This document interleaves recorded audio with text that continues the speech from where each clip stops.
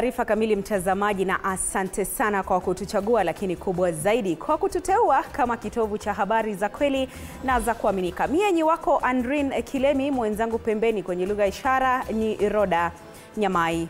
Watu 6 wamefariki na wengine 4 kujeruhiwa baada ya shambulizi la kigaidi lililotekelezwa na wanamgambo wa Al-Shabaab katika kambi ya polisi ya Akiba eneo la Biamodo Fafi, kaunti ya Garissa.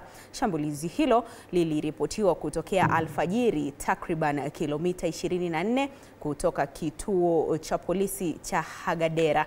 Kwa mujibu wa ripoti ya polisi, watu wanaoshukiwa kuwa wanamgambo wa Al-Shabaab walitumia silaha mbalimbali kushambulia kambi hiyo. Wakati wa tukio hilo, magaidi 2 wa Al-Shabaab nao wameuliwa na mwingine mmoja kujeruhiwa vibaya katika makabiliano na polisi.